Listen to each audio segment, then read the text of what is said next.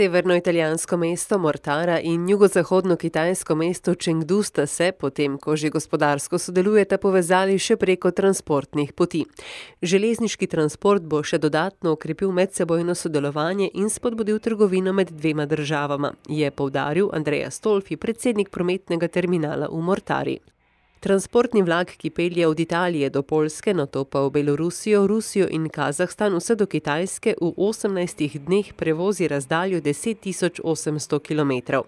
Gre za poskusno delovanje, ki se je že izkazalo za hitrejše od pomorskega transporta in cenejše od zračnega.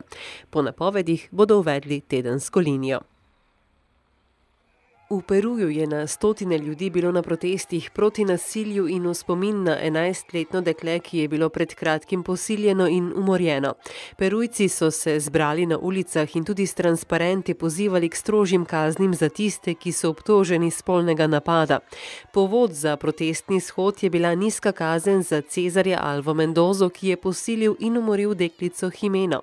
Pred kratkim jo je ugrabil, njeno truplo so nato našli naslednji dan po ugrabitvi. Mendoza je bil sicer že obtožen 2 spolnih napadov leta 2014 in 2016. V Cornwallu je policija aretirala 3 moške, ki so osumljeni zasužnjevanja 200 priseljencev na neki britanski cvetlični farmi. Uradniki so primer označili kot enega od večjih primerov sodobne trgovine s sužnji. Delavci, večinoma moški iz Litve, Romunije in Bolgarije, zdaj prejemajo pomoč iz dobrodelnih organizacij. Svetovalci jim nudijo pomoč pri uveljavljanju pravic, priseljevanju in nastanitvi. Sicer pa vlada Združenega kraljestva ocenjuje, da je trenutno vsaj 13.000 ljudi žrtev prisilnega dela in spolnega izkoriščanja. Policija pa pravi, da je resnična številka verjetno precej višja. Kolumbija zaostruje in krepi mejno kontrolo na meji z Venezuelo. Na tisoče Venezuelcev namreč beži iz države zaradi vse večje gospodarske krize.